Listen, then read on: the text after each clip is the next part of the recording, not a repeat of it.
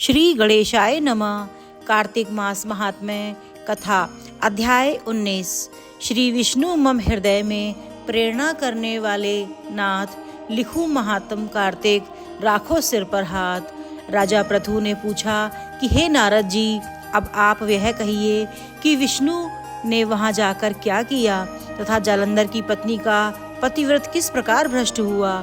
नारद जी बोले, जालंधर के नगर में जाकर विष्णु जी ने उसकी पतिव्रता स्त्री वृंदा का पतिव्रत भंग करने का विचार किया।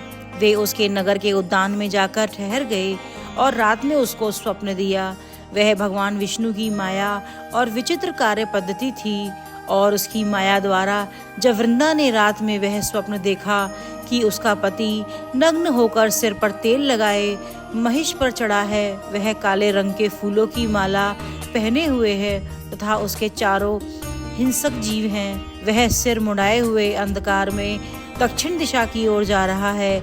उसने नगर को अपने साथ समुद्र में डूबा हुआ इत्यादि बहुत से स्वप्न देखे। तत्काल ही वह स्वप्न का विचार करने लगी।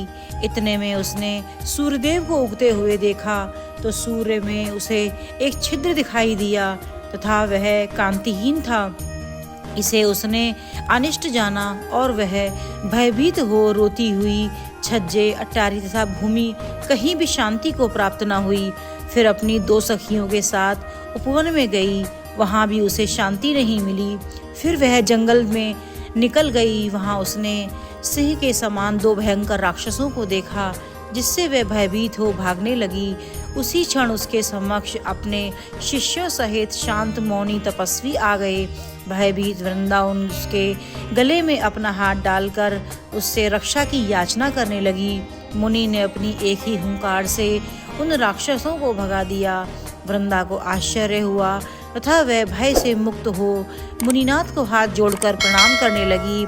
फिर उसने मुनि से अपने पति के संबंध में उसकी कुशल प्रेम का क्षेम का प्रश्न किया। उसी समय दो वानर मुनि के समक्ष आकर हाथ जोड़ खड़े हो गए और ज्यों ही मुनि ने भ्रकुटी संकेत किया त्यों ही वे उड़कर आकाश मार्ग से चले गए। फिर जालंधर का सिर और धड़ लिए मुनि के आगे आ गए। तब अपने पति को मृत हुआ जान वृंदा मूर्छित हो पृथ्वी पर गिर पड़ी और अनेक प्रकार से दारुण विलाप करने लगी। पश्चात उस मुनि से कहा कि हे कृपानिधे, आप मेरे इस पति को जीवित कर दीजिए। पतिव्रता दैत्य अपत्नी ऐसा कहकर दुखी श्वासों को छोड़कर मुनीश्वर के चरणों पर गिर पड़ी। तब मुनीश्वर ने कहा कि यह शिवजी द्वारा युद्ध में मारा गया है, जीवित नहीं हो सकता, क्योंकि जिसे भगवान शिव मार देते हैं वह कभी जीवित नहीं हो सकता। परंतु शरणागत की रक्षा करना सनातन धर्म है, इसी कारण कृपा कर मैं इसे जिलाए देता हूँ। नारद जी ने आगे कहा कि वह मुनि साक्षात विष्णु ही थे, जिन्होंने यह सब माया फैला रखी थी। वह वृंदा के पति को जीवित करके अंतर्ध्यान हो गए। जालंधर ने उठकर वृंदा को आलिंगन किया और मुख चूमा। वृंदा भी पति को जीवित हुआ देख अत्यंत हर्षित हुई और अब तक की हुई बातों के स्वप्न को समझा। तत्पश्चात वृंदा सकाम हो बहुत दिनों तक अपने पति के साथ विहार करती रही। एक बार सुरत एवं संभोग काल के अंत में उन्हीं विष्णु को देखकर उन्हें ताड़ित करती हुई बोली कि हे पराई स्त्री से गमन करने वाले विष्णु, तुम्हारे शील को धिक्कार है। मैंने जान लिया है कि मायावी तपस्वी तुम ही थे।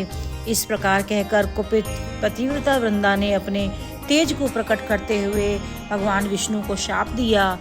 तुमने माया से दो राक्षस मुझे दिखाए थे, वही दोनों राक्षस किसी समय तुम्हारी स्त्री ला हरण करेंगे। सर्पेश्वर जो तुम्हारा शिष्य बना है यह भी तुम्हारा साथी रहेगा। जब तुम अपनी स्त्री के विरह में दुखी होकर विचरोगे, उस समय वानर ही तुम्हारी सहायता करेंगे। ऐसा कहती हुई पतिव्रता वृंदा अग्नि में प्रवेश कर गई। ब्रह्मा आदि देवता आकाश से उसका प्रवेश देखते रहे। वृंदा के शरीर का तेज पार्वती जी के शरीर में चला गया। पतिव्रत के प्रभाव से वृंदा ने मुक्ति प्राप्त की। जय श्री हरि।